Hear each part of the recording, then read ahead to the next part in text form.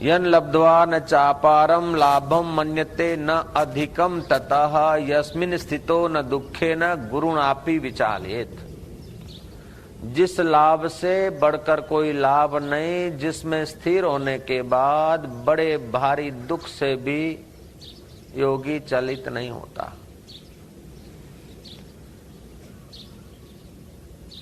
इसलिए गीताकार ने कहा तस्मात् योगी भवार्जुना, उसलिए अर्जुन तू योगी हो।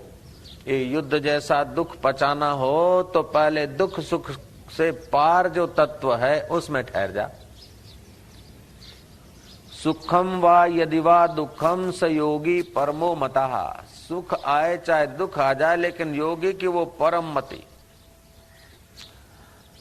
ये संसार जनित मति नहीं, रितंभरा प्रज्ञा। बुद्धि को परमात्मा में आराम करने दो। बुद्धि का उपयोग करेगा तो संसार ही आएगा। बुद्धि संसार को पकड़ सकती है, परमात्मा को नहीं पकड़ सकती। इंद्रियां, मन, बुद्धि, देह, ये सब संसार है और ये संसार की चीजों से बने हैं और संसार को ही पकड़ पाएंगे। इसलिए बुद्धि की कितनी भी कुशलता आ जाए, लेकिन बुद्धि में अगर नश्वर शाश्वत का विवेक नहीं आया तो वो कुशल बुद्धि भी भोग संग्रह करने में, शरीर को विलासी बनाने में काम देगी। अगर विवेकवती बुद्धि होगी तो भोग से उपरामता लाकर पूर्ण सत्य के तरफ झुकाव कराएगी।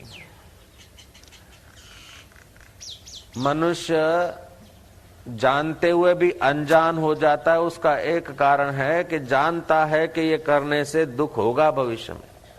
झूठ नहीं बोलना चाहिए, दगा नहीं करना चाहिए, क्रोध नहीं करना चाहिए, लोभ नहीं करना चाहिए, सुन रखा उसने, मानता है। लेकिन इंद्रियां जब उधर को खींचती है तो मन सुख के पक्ष में हो जाता है। मन सुख के पक्ष में हो जाता है और बुद्धि आत्म अनात्म विवेक वाली नहीं होती है, तो बुद्धि उसके सम्मत हो जाती है। मन जब विषयों के और नश्वर परिस्थितियों के पक्ष में होता है और बुद्धि सहमत हो जाती है तो प्राणी का खजाना नाश होने लगता है।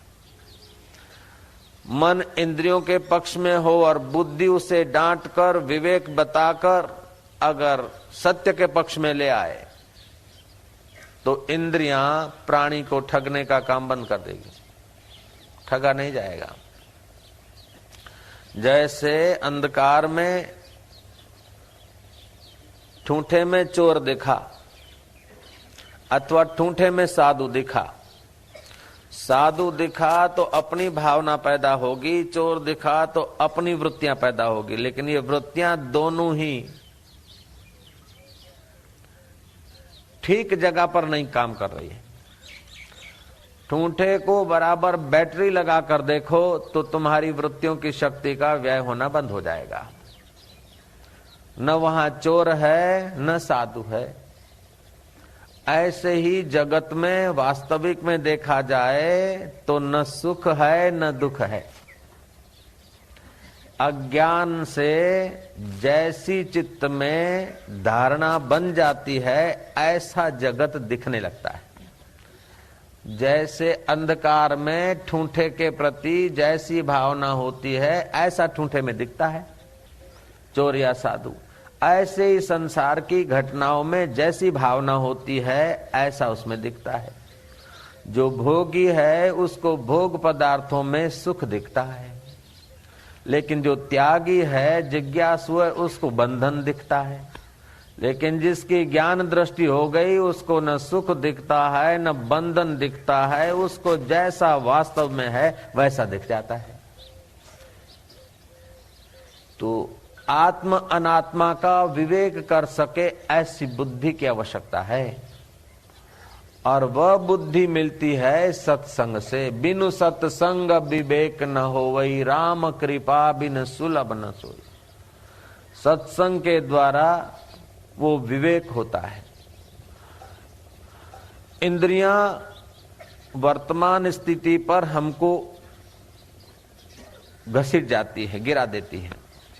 लेकिन विवेकवती बुद्धि परिणाम पर नजर डालती है। परिणाम पर नजर आते ही मन को अमुक में सम्मति देती है, अमुक में नहीं देती है बुद्धि। मन की जो कुछ मांग हो ऐसा आदमी करने लग जाए तो जी नहीं सकता। मन में जो इच्छाएं आए और वैसा ही उसको मिलने लग जाए और ऐसा करने लग जाए तो थोड़े ही दिनों में सर्वनाश करके बैठेगा। किसी व्यक्ति को देखकर मन में कोई भाव आया, किसी वस्तु को देखकर तुरंत मन में भाव आता है, तो मन इंद्रियों से तादात्म्य करके, और इंद्रियां तो बहाव की तरफ है, जैसे पत्थर चट्टान से नीचे की ओर गिरता है पहाड़ से, ऐसे इंद्रियां मन को गिराने में है। मन में जैसा आया ऐसा अगर करने लग जाए तो कोई व्यक्ति पठित नहीं हो सकता है, क्योंकि बच्चे के मन में पढ़ने की इच्छा ही नहीं होती। खेलना कूदना एवं करना, नहाने की इच्छा नहीं होती, कपड़ा बदलने की भी इच्छा नहीं होती। उसकी इच्छा न होते हुए भी मम्मी नहला लेती है, कपड़े बदलवा देती है। इच्छा न होते हुए भी मम्मी और पापा स्कूल में उसको शुरुआत करा देते हैं, और उसकी इच्छा न होते हुए भी शिक्षक लोग ऐसा व्यवहार करते हैं कि उसकी इच्छा पैदा हो जाए। तो अपने इंद्रिय और मन में जैसा आता है ऐसा अगर करने लग जाए तो पशुओं जैसा जीवन हो जाएगा। मनुष्य संस्कृत क्यों है, पशुओं से श्रेष्ठ क्यों है, बुद्धिमान समझदार क्यों होता है कि उसके इंद्रियों के बहाव से कुछ न कुछ पाल करके, कुछ न कुछ किनारा करके उसके मन शक्तियों को बुद्धि के तरफ झुकाया जाता है। अच्छा, बुद्धि में अगर संसार की आस्था है तो बुद्धि ऐसा ही आयोजन करेगी और ऐसा ही प्रयोजन करेगी कि ऐहिक सुख मिल जाए। तो संसार की आस्था वाली बुद्धि से प्रियतम की प्यास नहीं जगती। जिस अभागे प्राणी के चित्त में संसार के सुख की प्यास है, जिस अभागे चित्त में संसार के भोगों का प्रेम है, वो प्रियतम को प्रेम नहीं कर सकता है। प्रेमी कहलाने के लिए, धार्मिक कहलाने के लिए थोड़ा बहुत भले ही मंदिर मस्जिद में जाए आए, लेकिन मंदिर में जाता है, होता भगवान के मंदिर में, लेकिन प्यार संसार को करता है। प्यार भगवान को कर दे तभी भी आवश्यकता संसार की समझेगा। बुद्धि की मंदता के कारण इष्ट को प्रेम करेंगे और संसार की आवश्यकता समझेंगे। जो संसार की आवश्यकता समझता है वो प्रियतम से भी वही काम करवाता है, और जो संसार को प्रेम करता है तो वो ईश्वर की आवश्यकता समझता है कि ये काम ईश्वर कर ले, उसलिए मंदिर में जाता हूँ, पूजा करता हूँ। ये बुद्धि के दोष के कारण निर्दोष चैतन्य परमात्मा अपना आपा होते हुए भी उसकी मुलाकात नहीं होती। हम आवश्यकता संसार की समझते और प्रेम भगवान से करते हैं तो भी काम नहीं चलता। अब प्रेम भगवान से करें और आवश्यकता संसार की समझें तो भगवान से वही काम लेंगे आवश्यकता का। अच्छा, प्रेम संसार से करते हैं और आवश्यकता भगवान की समझते हैं तो क्या होगा कि संसार से प्रेम करते हैं तो जिससे प्रेम करते हैं उसके बिना चलेगा नहीं। जब उसके बिना नहीं चलेगा तो आवश्यकता होते हुए भी आवश्यक यात्रा नहीं कर पाएंगे।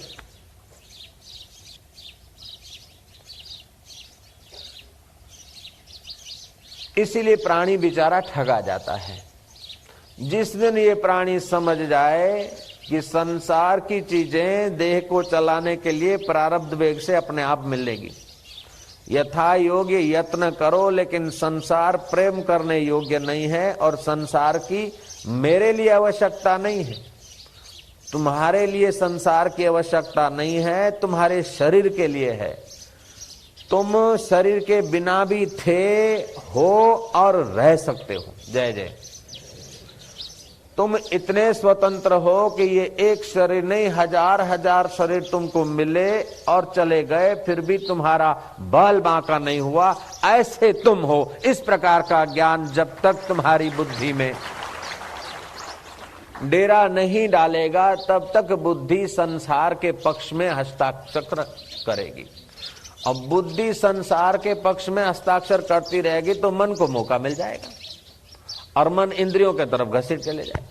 बड़ा रिसर्च करने वाला, बड़ा विज्ञानी, बड़ा राजा महाराजा, बड़ा ऊंचा पद पे पहुंचा हुआ व्यक्ति, आखिर देखो तो उसकी सारी खोज बीन शरीर की सुविधाओं में, शरीर के विलास में, शरीर की वाहवाही में खत्म हो जाती।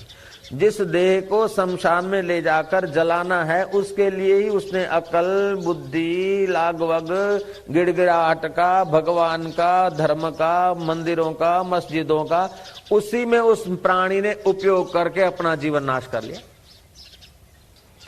अगर बुद्धि में प्रारंभिक समय ही शिक्षा के साथ दीक्षा मिल जाए, दिशा, ठीक दिशा, तो बुद्धि का सोचना उचित ढंग का होगा। जब उचित ढंग का सोचना हो जाएगा तो बुद्धि उचित निर्णय करेगी। जैसे शुकदेव जी महाराज वेद व्यास जी ने कहा कि जनक राजा आत्मवेता है, उनसे ज्ञान पालो। जनक राजा के द्वार पर आए और द्वारपालों ने रोक दिया।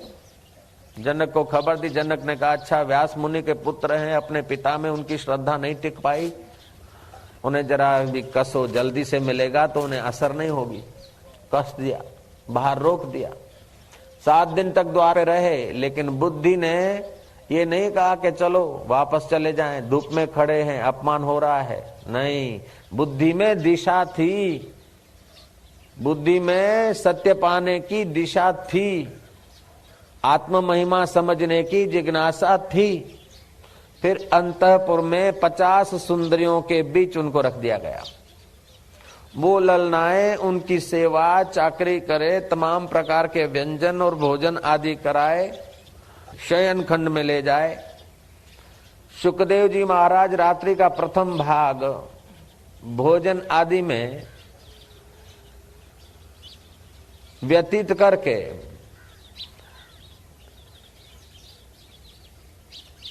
उसका समय प्रथम भाग का बचाकर हाथ पैर धोकर ध्यान में बैठ जाते थे।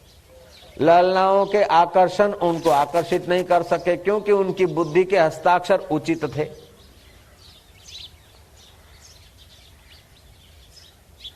इस प्रकार 7 दिन वहां बीते।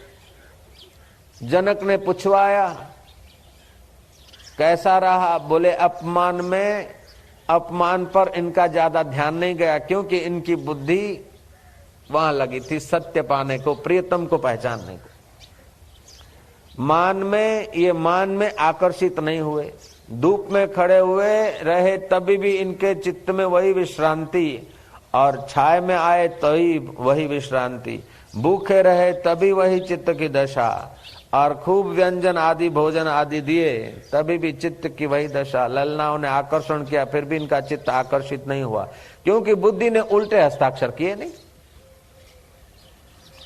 जनक ने देखा कि ऐसी समता के सिंहासन पर है तो उन्हें ज्यादा उपदेश की भी तो जरूरत नहीं है, केवल संदेह मिटाना है। राजा जनक ने उनका अभिवादन किया, सिंहासन पर विराजमान करके उनका पूजन किया और स्वयं नीचे बैठे कि आप मुनि हैं, मैं राजा हूं, राजसी व्यवहार में जीता हूं। मुनीश्वर, तुम जो जानते हो उसमें संदेह न करो, सुख दुख में सम हो, मान अपमान में सम हो। क्यों सम हो? कि तुमने इंद्रियों और मन के संयोग में अपने को लपेटा झपेटा नहीं, तुम अपने बुद्धि को अपने आप में ले आए हो। अपने आप में वही ले आता है जिसको परमात्मा की आवश्यकता होती है और परमात्मा से प्यार होता है। आवश्यकता संसार से होती है तो 2 नाव में पैर आ जाता है। प्यार संसार से होता है और आवश्यकता भगवान की होती है तो भगवान का उपयोग करते हैं संसार को पाने के लिए। लेकिन जब प्यार और आवश्यकता, ईश्वर की आवश्यकता और ईश्वर से ही प्रीति, गौणी वृत्ति और मुख्य वृत्ति, ये दोनों वृत्तियां जब प्रियतम के लिए काम करती है तो प्राणी का शीघ्र अति शीघ्र तुच्छ देह अध्यास मिट जाता है। देह अध्यास मिटते ही विदेही आत्मा प्रकट होने लगता है। जैसे बीज मिटते ही पौधा के दीदार होने लगता है, ऐसे जीव का अहम मिटते ही भीतर से वो शिवत्व प्रकट होने लगता है। हकीकत में वो शिव तुम्हारे से दूर नहीं था, दूर नहीं है और दूर हो भी नहीं सकता, लेकिन आज तक उसकी मुलाकात न हुई। उसका कारण केवल यह है कि अभागे विषयों ने आवश्यकता और प्रीति जिसकी होनी चाहिए वो देखने नहीं दिया, लेकिन जिसकी नहीं होनी चाहिए उधर घसीट दिया, और इसी का कारण अज्ञान है। इसलिए गीताकार कहते हैं अज्ञानेन आवृतम ज्ञानम, अज्ञान से हमारा शुद्ध ज्ञान आवृत हो गया। अज्ञानेन आवृतम ज्ञानम तेन मोहंती जंतवाः, अज्ञान से ज्ञान आवृत हो गया और जंतु मोहित हो जाते हैं। तो अज्ञान मिटता है ज्ञानवानों के संग से। तो एक तो होता है ईंट चूना लोहा लक्कड़ बम बनाने का ज्ञान, एक दूसरे का शोषण करने का ज्ञान। एक ज्ञान होता है संसारी सरकती हुई चीजों को इकट्ठा करके सुखी होने का ज्ञान। जय जय। उस सरकती हुई चीजों को इकट्ठा करके आज तक माई का लाल कोई पूरा सुखी हो नहीं सका। पूरे विश्व का राज्य एक व्यक्ति को मिल जाए, शरीर तंदुरुस्त हो, पत्नी आज्ञाकारी हो, फिर भी उसे पूर्ण सुख नहीं, क्योंकि मौत सिर पर चक्र, मौत का चक्र घूम रहा है। वो पूर्ण सुखी या तो अपने को कोई बेवकूफ आदमी पूर्ण सुखी मानता है, या तो धोखा देने के लिए कोई बोल देता है मैं पूर्ण सुखी हूं। वास्तविक में संसार की चीजें इकट्ठी करके, संसार की पदवियां पाकर, संसार की सुविधाएं पाकर आज तक कोई पूरा सुखी हो नहीं सका और हो सकेगा भी नहीं, क्योंकि संसार स्वयं अपूर्ण प्रकृति से बना है। और जो अपूर्ण से बना है, जैसे दूध है, पी लिया तो पी लिया, धर दिया तो 4-6 घंटे में खट्टा हो जाएगा। फ्रिज में रख दिया तभी भी कुछ समय के बाद उसकी योग्यता क्षीण होने लगेगी। ऐसे ही अन्न बनाकर रखा, थोड़े ही समय में 3 घंटे रखो तो अन्न में फिर वो परिवर्तन होने लगता है, तमस बढ़ने लगता है। तो जो जीर्ण शीर्ण होने वाली सब्जियां, अन्न और वस्तु हैं, उससे बने हुए शरीर, जो नश्वर वस्तुओं से शरीर बने हैं, वो शाश्वत सुख कैसे दे सकते? ऐसा बुद्धि में जब प्रकाश पड़ेगा तब प्राणी शाश्वत की आवश्यकता और प्रीति करेगा। आवश्यकता और प्रीति जब शाश्वत प्रियतम के लिए होती है तो विरह अग्नि पैदा होती, और उस विरह अग्नि में जब आवश्यकता होती है तो विरह अग्नि पैदा होती। विरह अग्नि में कर्ता का कर्तृत्व भाव जल जाता है, और प्रेम की सरिता में कर्ता की अहंता ममता बह जाती है। कर्ता शुद्ध हो जाता है। कर्ता जब शुद्ध हो जाता है तो महाराज, जैसे सुवर्णम को पहले तपाया जाता है, उसमें से दोष निकाल के धो धा के ठीक करते हैं, ऐसे ही कर्ता को विरह होने से कर्ता के दोष जल जाते हैं और कर्ता को प्रेम होकर कर्ता की शुद्धि होती है, और कर्ता की शुद्धि होते ही कर्ता अपने शिव स्वरूप में प्रकट हो जाता है। इसी को साक्षात्कार बोलते हैं, इसी को ईश्वर प्राप्ति बोलते हैं। तो जब जब इंद्रियों के पक्ष में हम आते हैं तब अपने को घाटे में डाल देते हैं, और जब परब्रह्म परमात्मा के सुख के पक्ष में आते हैं तो अद्भुत फायदा होने लगता है। 8 प्रकार का सुख है, वो सुख प्राणी को बांधता है। उसके बिना का जो सुख है वो प्राणी को परमात्मा मय बना देता है। देखने का, सुनने का, सूंघने का, चखने का और स्पर्श करने का, इसको बोलते 5 ज्ञान इंद्रियों का सुख। फिर यश का सुख, मान का सुख। यश गैरहाजिरी में भी होता है, मान प्रत्यक्ष मिलता है, और शरीर के आराम का सुख। ये 8 प्रकार का सुख छोड़कर बाकी जो सुख है वो हमको परमात्मा की तरफ ले चलता है। अभी तुमको देखने का, सुनने का, सूंघने का, रसगुल्ला खाने का या स्पर्श करने का सुख थोड़े है। सोफा आदि का मजा थोड़े ले रहे हैं, या कार आदि का मजा ले रहे हैं, या आपका यश कर रहे हैं वो मजा आ रहा है? नहीं। मान मिल रहा है कि नहीं? नहीं, मान तो छोड़कर यहाँ आने की चीज है। यहाँ मान लेने की जगह नहीं, मान को ईश्वर के चरणों में स्वाहा करने की जगह पर आए हैं। तो मान का सुख नहीं, यश का सुख नहीं, शरीर के आराम का सुख नहीं, इंद्रियों के भोग का सुख नहीं। और फिर भी अगर ध्यान में और सत्संग में तुम्हें सुख मिल रहा है तो समझ लो परमात्मा सुख का प्रकाश तुम्हारे दिल में चमक रहा है।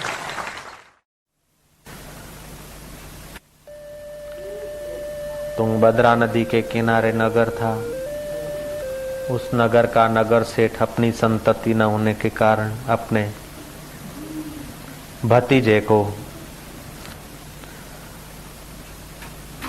भतीजे को उसने पढ़ाया लिखाया। गोद लिया हुआ भतीजा पुत्र के समान बड़ा हुआ। और वो नगर सेठ एक दिन उसने अपने बेटे को, जो गोद आए बेटे को, कहने लगे कि बेटा अब ये पीढ़ियां धन दौलत मुनीम नौकर चाकर महल ये सब तेरे हवाले करता हूँ, और मैं जाता हूँ वृंदावन में श्री हरि का ध्यान करते श्री की कृपा में अंतिम विश्रांति पाऊंगा। जीवन का उद्देश्य सिद्ध करूंगा। मनुष्य जन्म का फल पाने को अब मैं जा रहा हूं बेटा। ये धन माल मिल्कत मैं तुझे अर्पित कर देता हूं, और मैं आशीर्वाद करता हूं कि भगवान करे तू खूब सुखी रहे। लड़के ने पूछा कि पिताजी ये धन माल मिल्कत जमीन जागीर मुनीम पीढ़ियां, ये सब पीढ़ियां तुम्हारे हस्तक हैं, इन सब को छोड़कर फिर आप काहे को जाते हैं? तब सेठ ने कहा बेटा ये पीढ़ियां, ये मुनीम नौकर चाकर और जमीन जागीर इससे 10 गुना भी हो जाए तो भी ये इंद्रियों की भ्रमणा मात्र है। मन को शोभ देने वाली और बुद्धि को मलिन करने वाली चीजें हैं। लेकिन परमात्मा का ध्यान और एकांत बुद्धि को शुद्ध करके शुद्ध सुख में प्रतिष्ठित करता है। बेटा मैंने पूरा जीवन दांव पे लगाकर इन पदार्थों को एकत्रित किया, वे सब के सब मैं तुझे हंसते हंसते देता हूं। तो उनका संरक्षण और संवर्धन करना, और मैं अपने जीवन दाता को पाकर जीवन सफल करना चाहता हूं। बोले पिताजी इन चीजों को पाकर आपका जीवन सफल नहीं हुआ? बोले बेटे मेरा जीवन सफल तो नहीं हुआ, लेकिन जीवन बर्बाद हो गया। लड़के के चित्त में एक फ्लश हुआ। जो चीजें पाकर पिताजी आपका जीवन बर्बाद हुआ, जिन चीजों से आपको शांति विश्रांति नहीं मिली, बुद्धि झाड़ी हुई, राग द्वेष बढ़ा, कर्मों की जाल बढ़ गई, वे चीजें मैं पाकर कैसे शांति पाऊंगा? आप सब कुछ झंझट मेरे सिर डालकर आप तो जाते हैं भगवान का चिंतन करने को, तो उसमें क्या है? बोले बेटे भगवान का चिंतन और भगवान में बुद्धि की प्रतिष्ठा होने से जो सुख और आनंद होता है और जो जीव का भाग्योदय होता है, उसका बयान करने की मुझ में शक्ति नहीं। शास्त्र भी थक जाते, वेद भी थक जाते, नेति नेति कहते। योग वशिष्ठ में भी आता है 2 प्रकार के लक्षण होते हैं। एक होते स्वसंवेद, दूसरे होते पर संवेद। यज्ञ दान होम हवन धंधा रोजगार करना ये तो पर संवेद दूसरे लोग भी देख सकते हैं, लेकिन आत्मानुभव वाले का आत्मानुभव दूसरे नहीं देख सकते हैं। टिल्ला टिपका करना, माला घुमाना, ये भगत के लक्षण तो देखे जा सकते हैं। दान पुण्य करना ये दानी के लक्षण भी पर संवेद है। समाधि करना ये योगी के लक्षण है, लेकिन जीवन मुक्त के लक्षणों का बयान नहीं हो सकता। वो जीवन मुक्त को क्या मिलता है? कैसा अनुभव होता है? कुछ कुछ संकेत किए जाते, लेकिन पूरा बयान तो भगवान भी नहीं करते, शास्त्र भी नहीं करते। नानक ने भी कहा, मत करो वर्णन, हर बेअंत है, क्या जाने वो कैसो रे। उस बेअंत में हमारी बुद्धि को विश्रांति देने को जाता। महात्मा के लक्षण देखे जा सकते हैं। जो निष्काम कर्म करता है वो महात्मा बनता है, लेकिन जीवन मुक्त कुछ निराला होता है। जो होम हवन यज्ञ करता है वो तपस्वी हो सकता है, पूजा पाठ करता है वो भगत हो सकता है, दान पुण्य करता है वो दानी हो सकता है, युद्ध करता है वो वीर हो सकता है, राज्य करता है वो राजा हो सकता है। लेकिन जीवन मुक्त राज्य भी कर सकता है, दान भी कर सकता है, युद्ध भी कर सकता है, और भिक्षान पाकर एकांत में भी जी सकता है। जीवन मुक्त के लिए कोई बंधन नहीं, उसीलिए तो उसे जीवन मुक्त कहा जाता है। बेटा, मैं जीवन मुक्त पद को हासिल करने जा रहा हूं। पिताजी, तो जीवन मुक्त पद कितना बड़ा पद है? बोले बेटा, वो पद ऐसा है, ये संसारी उसका वर्णन नहीं कर सकते, मैं और शास्त्र भी वर्णन नहीं कर सकते, वेद भी थक जाते। उस पद में स्थित, भगवत भक्ति में स्थित व्यक्ति को दुख भी मिलता है तो बड़ा सुखद लगता है, दुख भी सुख हो जाता है, निंदा भी उसके लिए फूल बन जाती है, प्रशंसा और निंदा दोनों उसके लिए खिलवाड़ बन जाता है। वो ऐसी जगह पर प्रतिष्ठित हो जाता है। ब्रह्मा विष्णु महेश भी उसे प्यार करते हैं। बेटा, साक्षात लक्ष्मी जी और पार्वती जी भी ऐसे जीवन मुक्त को देखकर अपने चित्त में प्रसन्न होती। दूसरों की क्या बात की। बोले पिताजी, फिर ये दुख और कर्मों की झंझट मेरे गले में डालकर आप तो जीवन मुक्त होने को जा रहे हैं और मुझे ये मुसीबत का पोटला पकड़ा रहे हैं। पिताजी, मैंने क्या पाप किया है? मुझे भी साथ ले चलो ना। सेठ पुण्यात्मा था, देखा कि बेटे के चित्त में सचमुच आकांक्षा है, जिज्ञासा है। संपत्ति का ट्रस्ट बना दिया, सत्कृत्यों में लगाने के कुछ नियम बना दिए। ज्ञानी क्यों प्यारे लगते हैं? आत्मदृष्टि से सबका हित चाहते हैं। ऐसे ही उस सुखपाल सेठ ने अपने बेटा तो था नहीं, गोद के लिए वो बेटे को अपने बेटे से भी ज्यादा प्यार, अपना बेटा एक होकर चल बसा था, उससे भी ज्यादा भतीजे को प्यार करते हुए गले लगा लिया। बोले बेटा, तेरे पिता का कुल भी तर गया और मेरा कुल भी तर गया, चलो अपन दोनों वृंदावन चलेंगे। वृंदावन गए, भिक्षा मांगकर यमुना जी में धो डालते और एक टाइम भोजन करते। दुर्गा सप्तशती में आता है कि भगवान विष्णु मधु कैटव से 5000 वर्ष युद्ध करते रहे, लेकिन वो कम वक्त मरे नहीं। पैदा हुए थे भगवान के कर्ण के मैल से। मधु कैटव माना क्या? राग और द्वेष। राग और द्वेष कानों से अंदर घुसता है। किसी चीज की, किसी व्यक्ति की प्रशंसा सुनते हैं तो राग होता है, और किसी चीज की, किसी व्यक्ति की निंदा सुनते हैं तो द्वेष होता है।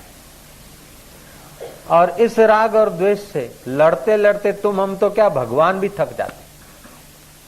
भगवान थक गए, फिर महामाया की आराधना की और महामाया ने मधु कैटव को प्रेरित किया। वे भगवान विष्णु पर खुश हो गए। हे विष्णु, 5000 वर्ष से हमारे साथ तुम लड़ते आए, हम दो और तुम अकेले, फिर भी तुम पीछे पानी नहीं करते और तुम्हारे चित्त में उद्वेग नहीं आता, तुम्हारी बुद्धि प्रतिष्ठित है। वरदान मांग लो, वरम ब्रूयात, वरम ब्रूयात। तब आदि नारायण बुद्धिमानों के शिरोमणि भगवान ने मधु कैटव को कहा, अगर आप वरदान देना ही चाहते हो, आप अगर सचमुच में मुझ पर प्रसन्न हो तो आप दोनों की मृत्यु मेरे हाथ से हो जाए, ऐसा आशीर्वाद कर। मधु कैटव ने कहा तथास्तु, लेकिन एक शर्त है, जहां रसीली भूमि हो वहां हम नहीं मरेंगे, जहां सूखापन हो वहां हमें ले जाओ और मारो। राग और द्वेष जहां इंद्रियों के विषय है, जहां रसीला वातावरण है, वहां राग द्वेष नहीं मरते, लेकिन एकांत में जहां रस के विषय नहीं होते हैं वहां राग और द्वेष मारना आसान हो जाता है। तो बेटा अपने भिक्षा मांगकर खाएंगे, रसीला अन्न नहीं खाएंगे, और जो भिक्षा में मिल गया यमुना जी में डुबोकर रस यमुना मां को अर्पित करके सादा सुदा भोजन खाएंगे। उन सुविधा के भक्तों को ये कथा याद रखने की जरूरत है। सुविधा के भक्त यहां नहीं रहेंगे, भगवान के भक्त यहां रहेंगे कि बाप जी तमें शू खाओ छो? हम एक ही सब्जी और एक ही रोटी, एक प्रकार की रोटी और एक प्रकार की सब्जी, दो सब्जी बनाते हैं। उस दिन उनको डांटता हूं कि बाप जी माटे ना बनाइए, तो कि नहीं, हम सब्जी खाने के लिए या चहल पहल या मजा लेने के लिए बाप जी नहीं हुए, हम तो तुम्हारे मन को मालिक में लगाने के लिए बाबा जी हुए। जो स्वाद का पदार्थ मिल जाता है यमुना जी को अर्पित करके, रूखा सूखा भोजन करके, काका भतीजा हरि गुणगान करते करते जहां नींद आती वहां पड़ जाते थे, जब भूख लगती भिक्षा का अन्न खा लेते, जब प्यास लगती खोबे में पानी पी लेते। मूर्ख लोगों की नजर से तो इतना धन धान्य लुटाकर भीख मांग कर रह रहे, लेकिन उन्होंने जो पाया वो शायद उन सम्राटों और नगर सेठों ने नहीं पाया होगा जो काका भतीजा ने पाया।